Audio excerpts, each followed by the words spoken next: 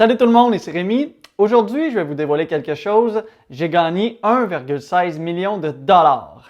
Mais j'ai pas gagné ça à la loterie ou j'ai pas gagné ça en héritage. C'est plutôt le montant que j'ai gagné sur mes revenus locatifs de mes immeubles.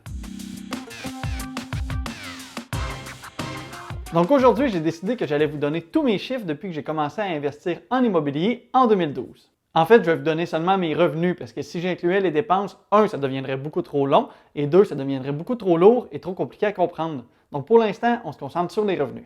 Donc il faut relativiser et garder en tête que tous ces chiffres-là, c'est pas ce qui me reste en poche, mais plutôt les montants bruts que je gagne. Donc là-dessus, il va quand même avoir plein de dépenses. Mais je vous donne un petit bonus. Si vous écoutez jusqu'à la fin, je vais vous dire au net, c'est-à-dire après les dépenses, combien j'ai gagné réellement de mon immobilier en 2020.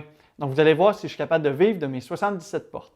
Je veux dire une chose ici, c'est que je vous donne mes chiffres dans le but de vous inspirer, mais aussi que vous puissiez comprendre que c'est possible d'y arriver et de commencer tout petit. En même temps, j'espère que ceux qui m'écoutent en ce moment et qui n'ont pas encore d'immeuble à revenus ou qui veulent se lancer, il faut que vous compreniez que vous n'arriverez pas nécessairement à ces résultats-là du jour au lendemain. Ça va prendre quand même du temps. Je vous rappelle qu'il y a quand même des efforts et des risques qui ont été pris au travers des dernières années de mon côté et que ce n'est pas arrivé tout cuit dans le bec. Et si jamais il y en a qui écoutent et qui pensent que je fais ça pour me vanter de mes résultats ou bien que vous êtes jaloux parce que vous aimeriez avoir les résultats mais que vous n'êtes pas prêt à mettre les efforts et tout le travail nécessaire, eh bien je te dis ceci, libre à toi de penser ce que tu veux, mais si jamais c'est ta façon de penser, eh bien je te conseille d'arrêter la capsule dès maintenant parce que ça ne servira à rien que tu l'écoutes. Parce que si tu n'es pas capable de t'inspirer du parcours des autres, eh bien il y a peu de chances que tu vas y arriver toi-même. Donc aussi bien d'arrêter maintenant et d'économiser ton temps et d'écouter quelque chose d'autre. Mais si tu fais partie de ceux-là qui sont prêts à s'embarquer dans l'aventure et de voir les chiffres et d'être inspiré, eh bien, tu ne devrais pas t'ennuyer. Je vais faire une capsule un petit peu différente aujourd'hui des autres. En fait, aujourd'hui, je vais vous donner mes vrais chiffres tout au long de la capsule. Dans une autre capsule, j'ai parlé que j'avais créé mon propre petit logiciel pour être capable de gérer mes immeubles et mes locataires. Eh bien, avec tout ça, je suis capable de me sortir des statistiques et ça va me permettre de retrouver mes revenus depuis 2012. Je vais donc aller sur l'ordinateur et vous montrer tout ça. Voici donc le tableau ici. Je vais enlever la colonne des noms et des prénoms en fait parce que quand même on va essayer de garder un petit peu l'anonymat des locataires. Donc je vais supprimer les colonnes sélectionnées. Voilà, donc on a un petit peu plus d'anonymat maintenant et les autres colonnes devraient être ce que je peux vous montrer. Je vous explique un peu le tableau et ensuite on va l'analyser. Donc la première colonne, ça ne sert pas à grand chose, c'est un peu ce qu'on appelle le numéro de facture dans mon système, ce qui permet en fait de juste avoir un petit suivi là, de qu'est-ce qu'il y en a. On va rapetisser un petit peu la colonne, mais on va la garder. Ensuite, la deuxième colonne, c'est la date du début du paiement. En fait, au début, je faisais comme tout le monde, je faisais payer au début du mois. Mais avec le temps, vous allez voir que j'ai changé et que tranquillement, eh bien, je faisais payer les gens à partir de leur date d'arrivée plutôt qu'au début du mois. On voit aussi qu'avec la troisième colonne, qui est la date de fin du paiement, eh bien, on voit qu'au début, ça m'arrivait de faire payer à la semaine, un peu comme ici, du 19 novembre 2012 au 26 novembre 2012. Ne faites pas ça, c'est vraiment pas une bonne idée pour optimiser les immeubles. Bref, avec ces deux colonnes-là, je suis capable de voir le début et quand ça termine. La prochaine colonne, c'est la location, c'est-à-dire quel appartement ou chambre la personne loue. Et éventuellement, je pourrais même décider d'isoler chaque location que j'ai et sortir les montants revenus associés à chaque immeuble. Ici, on a la colonne de la date du paiement. Ça me permet de voir si la personne est souvent en retard ou non. Et j'en ai qui payent même à l'avance. Si jamais vous voyez, ben on a, là, c'était le début de mon tableau, mais je suis sûr qu'on est capable de trouver une place où les gens ont payé en avance. Maintenant, on a une colonne qui est quand même importante et c'est la colonne où on va sortir toutes nos statistiques, c'est-à-dire la colonne du prix du loyer. Vous allez voir qu'au début, je vais vous expliquer les chiffres. Il y en a qui étaient vraiment pas élevés. Je vais vous dire pourquoi. On a la colonne maintenant du statut du paiement. Donc, est-ce que c'est payé ou non payé? Donc, mon tableau, en fait, pour l'instant, il va contenir tous les paiements que j'avais eus, c'est-à-dire un peu les bails ou quoi que ce soit. Si jamais on a des moments, un peu comme ici, un paiement qui est non payé, bien ça, c'est une mauvaise créance. On va regarder ça à la toute fin s'il y en a qui ne m'ont pas payé leur loyer. Ensuite, on a la méthode de paiement, c'est-à-dire que ça me permet de savoir si on payé par virement bancaire, par chèque, par argent. Et c'est pratique si jamais j'ai besoin de confirmer un paiement ou de revenir en arrière, eh bien, je peux savoir tout simplement comment que ça a été payé. C'est très, très utile. J'ai aussi des commentaires sur le paiement. On voit qu'il y a des gens qui commençaient à payer déjà des fois en 2 versements. C'est pas pratique. J'ai réglé ça au fil du temps, mais c'est quand même des choses que j'ai. Et vous allez voir, j'ai beaucoup de choses. On en parlera au fur et à mesure. Voilà, donc ça, c'est le tableau en gros. C'est rare que j'utilise quand même le tableau Excel parce que normalement, j'ai accès à toutes ces informations-là via mon logiciel. Mais là, pour être capable de reculer plusieurs années en arrière, c'est quand même un très bon moyen. Donc, en fait, ce que je vais faire avec vous, c'est que je vais vraiment décortiquer tous mes revenus au fil des années. C'est-à-dire, je vais vraiment partir de 2012, regarder combien j'ai gagné d'année en année pour arriver jusqu'en 2021. Et rappelez-vous encore que ces montants-là, c'est des montants bruts. Donc, il faut quand même relativiser les choses. Il va y avoir des dépenses et bien d'autres choses qui vont embarquer en ligne de compte. Ce n'est pas ce qui me reste dans les poches. Donc, en fait, pour le tableau, je vais tout simplement le trier en ordre de date. C'est-à-dire que ça va me permettre de savoir quand j'ai gagné année après année. Et je vais juste me mettre des petits marqueurs comme on voit ici. Là, ça, c'est la dernière colonne. Donc, la colonne ici, je vais juste la marquer pour être capable de faire année en année. Donc, je vous reviens là, dès que j'ai fait tout ça.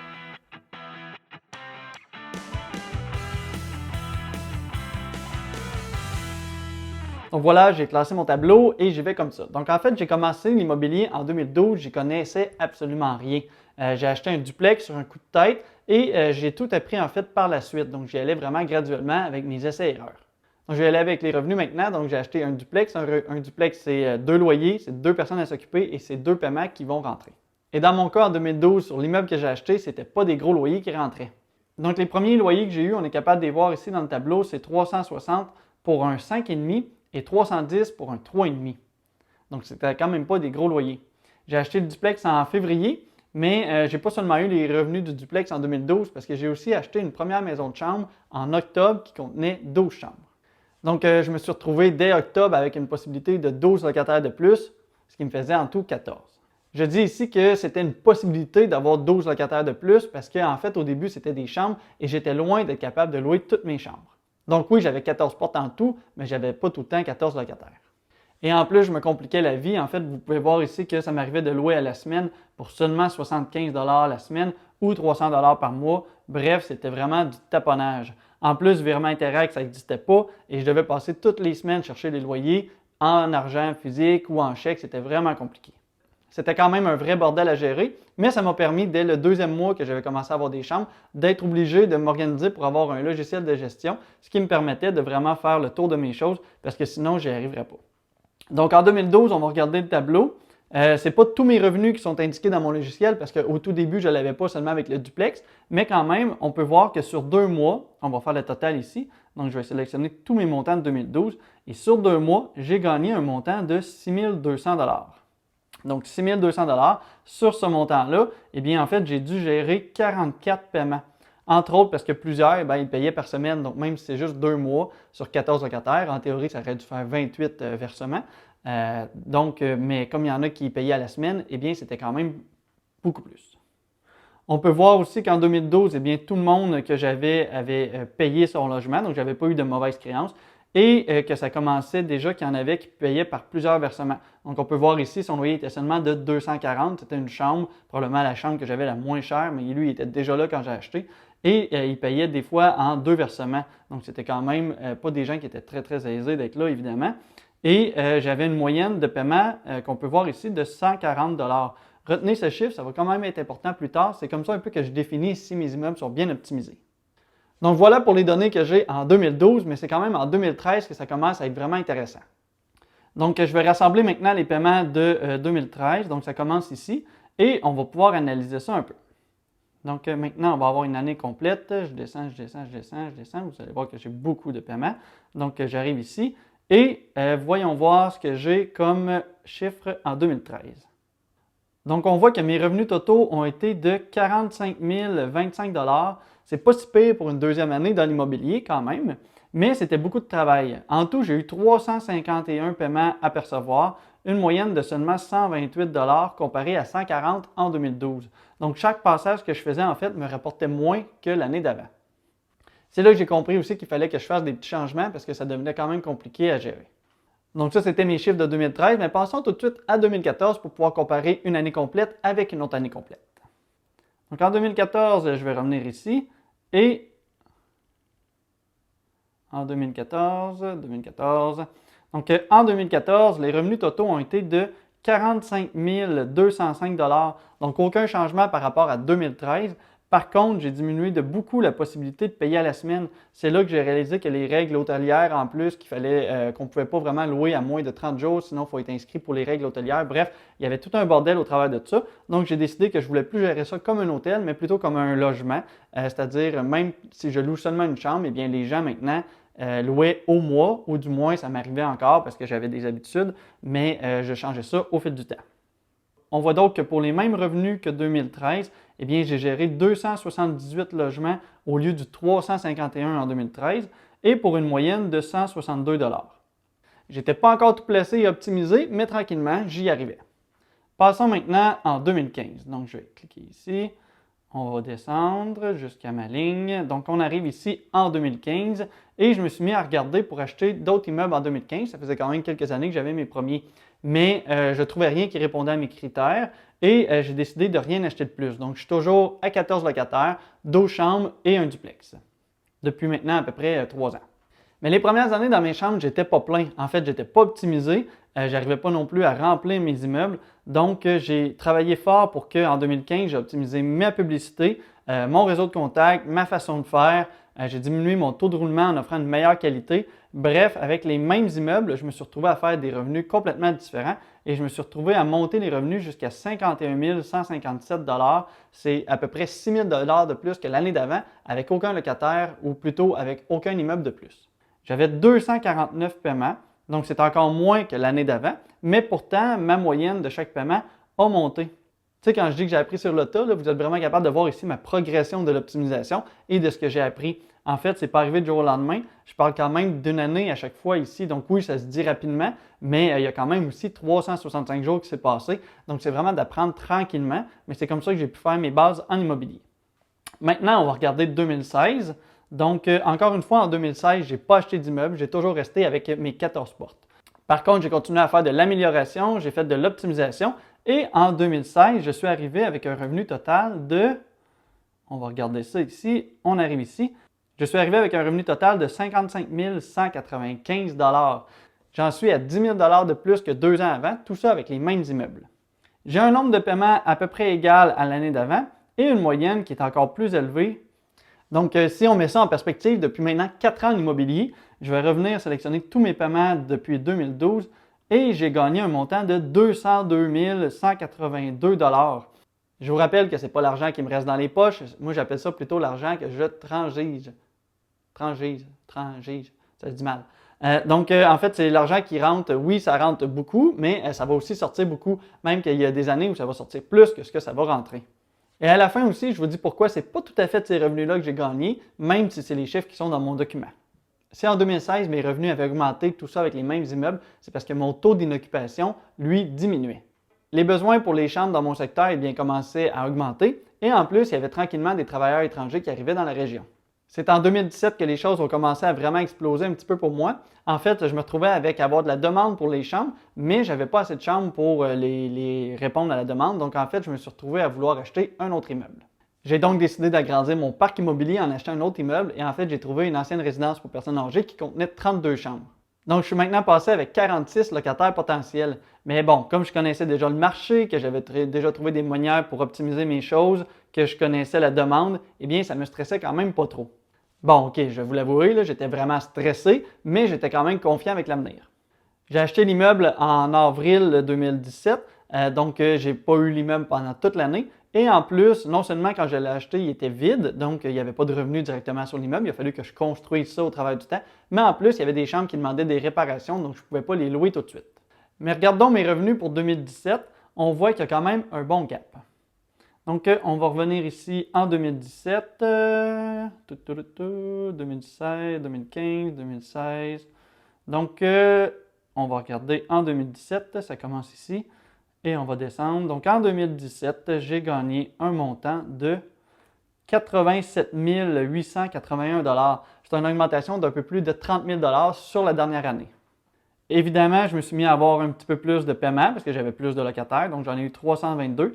Et la moyenne a grandement augmenté, toujours en diminuant le nombre de petites transactions. En fait, comme j'ai dit, j'avais décidé de louer pas à la semaine, donc je louais au mois, ce qui me fait vraiment augmenter mes moyennes de paiement. Je peux dire qu'à l'achat de cet immeuble, ça a quand même été un peu un coup de circuit parce que oui, mes revenus ont augmenté, ça c'est quand même une bonne chose, mais c'est aussi parce que je me suis fait connaître en tant qu'investisseur immobilier. C'est un gros immeuble en plein centre-ville et c'est là que les gens ont commencé à me prendre au sérieux et aussi croire en moi et mon produit qui était les chambres parce qu'il y en avait peu dans mon secteur avant. Je dois dire aussi que ma propre confiance dans l'immobilier, eh bien, elle a beaucoup grandi au travers des dernières années. Donc, déjà au moment d'acheter cet immeuble-là, j'étais quand même beaucoup plus confiant sur l'avenir de tous mes projets. On va maintenant tomber en 2018, mais avant de tomber dans les chiffres, je vais vous dire ce qui a changé par rapport à l'année d'avant. En fait, en 2018, j'ai acheté 4 immeubles. Le premier, je l'ai acheté en janvier, c'était un immeuble commercial. Ensuite, j'ai acheté dans la même semaine, en août, j'ai acheté 2 immeubles. J'ai acheté une maison unifamiliale et j'ai acheté une autre maison de chambre qui contenait 9 chambres. Et aussi, à la fin de l'année, le 28 novembre, j'ai acheté une autre maison qui était aussi une maison de chambre qui contenait 12 chambres. Donc, je suis passé cette fois-ci avec 73 locataires au courant de l'année. Ça a quand même été une grosse année. Ça a été une grosse année sur la gestion, ça a été une grosse année sur les réparations, mais aussi ce que j'appelle sur la mise en place des immeubles. Parce qu'entre autres, les 2 maisons de chambre, quand je les ai achetées, eh bien, ils étaient vides. Mais tous les efforts que j'ai mis là, ça a paru sur les revenus. En 2018, j'ai perçu un montant de... Oh, on va arrêter ça ici. En 2018, donc, j'ai perçu un montant de 206 632 $. C'est plus de 2 fois et demi les montants que j'avais eu l'année d'avant. Donc, ça commence vraiment à faire une différence. J'ai eu 521 paiements reçus et une moyenne de 397. C'est là qu'on voit que les efforts des dernières années ont commencé à être payants. J'ai jamais compté les heures que j'ai mis en immobilier, mais je peux vous dire qu'au début, j'en ai mis vraiment beaucoup, que ce soit pour apprendre ou pour optimiser les immeubles. Et au travers des années, j'ai fait beaucoup d'erreurs. J'en ai qui m'ont coûté très cher en argent, mais j'ai aussi beaucoup d'erreurs qui m'ont coûté très cher en temps et d'autres aussi qui m'ont apporté beaucoup trop de questions et de stress qui m'empêchaient des fois de dormir. Mais malgré toutes ces épreuves-là et tout ça, j'ai décidé de jamais arrêter et de continuer de foncer et de continuer à grandir. Et tout ça, même si durant les 4 premières années, en fait, je ne m'étais jamais sorti un seul dollar de mes immeubles, j'ai toujours tout réinvesti. Donc pendant 4 ans, j'ai travaillé très fort, j'ai mis beaucoup d'heures, mais sans jamais être payé. Tout ça, c'est quand même pas évident, c'est pas tout le monde qui aurait passé au travers, mais je suis content de l'avoir fait parce que maintenant mes revenus grandissent d'année en année. On va continuer à regarder tout ça. Donc on peut voir que c'est en 2018 avec le montant de 206 000 que l'effet boule de neige commence à se faire sentir, mais ça va être encore plus en 2019. Donc en 2019, j'ai décidé volontairement de ne pas acheter d'immeubles. Je venais de faire un gros gap en 2018, j'en ai quand même acheté 4, donc je devais m'assurer que mes bases étaient solides avant de pouvoir continuer. J'ai appris mes nouveaux immeubles, j'ai travaillé fort, et en 2019, avec le même parc immobilier que j'avais en 2018, eh bien, mes revenus ont passé de 206 000 $ à un montant de 278 000. J'ai beaucoup moins de transactions que l'année d'avant et j'ai une moyenne de paiement surtout qui est beaucoup plus haute. Ici, ce n'est pas grave si vous ne comprenez pas exactement c'est quoi la moyenne par transaction. Je vais vous expliquer dans une prochaine capsule comment j'ai fait pour l'augmenter d'année en année. Mais rappelez-vous d'une chose, ce n'est pas mon loyer moyen qui augmente d'année en année, mais c'est plutôt ma transaction moyenne. Donc, c'est quand même pas du tout la même chose. Mais pour moi, je trouve que c'est un chiffre intéressant parce que ça démontre qu'avec les mêmes efforts, eh bien, je gagne au brut maintenant beaucoup plus qu'à mes débuts. Rappelez-vous qu'au tout début, la première année, j'étais à 140 $ par transaction. Maintenant, j'en suis à 577 $. Donc, je peux dire que pour moi, en 2019, ça se traduit avec une stabilisation de mes immeubles, s'assurer que j'ai une bonne base et être capable de repartir en 2020 en force. Maintenant, on passe en 2020. En fait, en gros, en 2020, j'ai acheté un quadruplex en février et j'ai aussi, en mars, vendu ma maison unifamiliale que j'avais en location. C'est-à-dire qu'en tout, je me retrouve avec 77 portes et avec tout ce qui est arrivé après ça durant l'année, eh bien, j'ai décidé de rien acheter d'autre. J'attendais de voir le marché, comment ça allait se passer. Vous souvenez-vous, j'ai fait une capsule, je croyais que le marché immobilier allait se planter. C'est plutôt l'inverse qui est arrivé. Mais j'attends aussi de voir ce qui va se passer avec l'économie en général. Je pense qu'on est toujours un petit peu sur le respirateur artificiel. Donc, j'ai rien acheté d'autre depuis, même en 2021. Je peux vous dire aussi que j'ai rien acheté parce qu'en fait, de mon côté, 2020, ça a quand même été une année difficile en immobilier parce que je me suis retrouvé avec des chambres durant un confinement. C'est pas ben winner. Il faut dire aussi que moi, mes locataires, c'est souvent des gens qui sont que de passage. Quoique ma moyenne de roulement n'est pas si élevée, mais quand même, ce n'est pas des gens qui sont là nécessairement à l'année. Et avec le confinement, il y a plusieurs chantiers qui ont été arrêtés et il y a beaucoup moins de travailleurs en général qui étaient sur la route ou qui se promenaient ou qui changeaient d'entreprise. Et aussi, il y a une grosse affaire qui m'est arrivée, c'est qu'il y a beaucoup de travailleurs étrangers qui ne sont pas arrivés au Canada. Donc quand même, ça a diminué beaucoup la demande pour les chambres. Bref, malgré qu'en 2020, j'avais un nouvel immeuble, mes revenus ont quand même un peu diminué. On va regarder un petit peu ce que j'avais ici. Donc en 2020, mes revenus étaient de 275 000 $. Donc c'est moins que l'année d'avant. Donc si on regarde seulement le chiffre, ce n'est pas vraiment une grosse baisse. Mais en fait, c'est une grosse baisse par rapport à ce que j'aurais dû avoir parce que j'avais quand même un nouvel immeuble. Mais ça démontre une chose, parce que même si on était en temps de crise, eh bien ça démontre qu'en immobilier, les revenus sont quand même assez stables. Donc oui, mes revenus ont diminué, mais il faut dire que j'ai quand même eu des locataires, beaucoup moins, mais j'en ai eu, parce que les gens vont toujours avoir besoin d'un toit pour se loger, même si on parle qu'on a une crise planétaire. Donc ça, c'était pour 2020. Maintenant, on regarde en 2021, donc c'est-à-dire en 3 mois, et je suis rendu à un montant de 104 000 ce qui est déjà un bon départ. Donc maintenant, je vais faire une petite chose. Je vais rajouter ici des tableaux. Je vais venir ici, je vais rajouter ça. Donc si on prend le compte, j'ai eu en tout 3048 transactions. Et maintenant, ces 3048 transactions-là, eh bien, après 9 ans dans l'immobilier, on peut dire que j'en suis rendu à roulement de tambour, un total de 1,16 million de dollars, à peu près, tout près. Avec le recul, maintenant, après 9 ans, je me rends compte que c'est quand même beaucoup d'argent qui a passé entre mes mains. Je dois dire aussi que dans le but de simplifier la capsule, il y a certains trucs que je n'ai pas fait. Comme dans mon tableau, eh bien, ça comprend les mauvaises créances, c'est-à-dire les gens qui n'ont pas encore payé. Dans ce cas-ci, ceux-là, c'est les gens d'avril qui n'ont pas nécessairement encore payé, mais ça va venir, donc je vais les enlever. Ce n'est pas des mauvaises créances, mais je vais enlever les rangs. Et on va aller voir maintenant ma mauvaise créance, justement. Donc, je vais classer cette colonne-là ici par ordre croissant. Donc, ça va me permettre d'avoir tous ceux qui n'ont pas payé au travers des dernières années. Donc, j'ai eu un montant de 37 paiements qui ne sont pas rentrés. Ça représente un montant de 6 200 $. Et si on regarde le fait de le faire en pourcentage, donc c'est 6 200 $ fois 100 divisé par 1,15 million. Donc, ça représente un montant de 0,5 %. Donc, c'est quand même une petite marge de manœuvre sur mes revenus totaux que j'ai écrits. Bon, je le sais, c'était quand même beaucoup de chiffres, mais j'espère que vous avez aimé ça, voir une partie de mon parcours financier en immobilier des 9 dernières années. Mais je dois vous avouer une chose maintenant, en fait, ces revenus-là, c'est le total que mes immeubles ont généré, mais ce n'est pas tout à fait tout cet argent-là qui me revient pour moi. C'est sûr que j'aimerais bien pouvoir dire que tout ça était l'argent que j'ai gagné, mais quand même, si j'ai réussi à grandir si vite au travers des dernières années, c'est entre autres parce que je me suis associé avec des partenaires. Sur mon parc immobilier, j'ai donc 3 immeubles que j'ai achetés avec des partenaires et on est en part égale 50-50. J'aime mieux travailler avec des partenaires qui ont leurs forces et moi aussi j'ai les miennes, donc comme ça on peut se compléter et ça avance plus vite que si on était tout seul. Maintenant que vous savez tout sur mes revenus bruts immobiliers, eh bien maintenant je vais vous dire en 2020 combien j'ai gagné au net, c'est-à-dire après les dépenses, mais par contre c'est avant impôt. Par contre, il faut savoir que ce n'est pas nécessairement l'argent qui me revient tout dans les poches parce qu'il y a quand même une partie qui va sur les prêts immobiliers en capital et ce montant-là, ce n'est pas déductible. Donc si on regarde les chiffres, il faut quand même encore couper une moitié pour pouvoir savoir ce qui me reste dans les poches. En 2020, mes revenus immobiliers nets, c'est-à-dire après dépenses, mais quand même, il reste que c'est avant l'impôt, c'est avant le paiement en capital sur les prêts hypothécaires et c'est aussi avant l'amortissement. Donc, il m'a resté un montant de 67 232 $.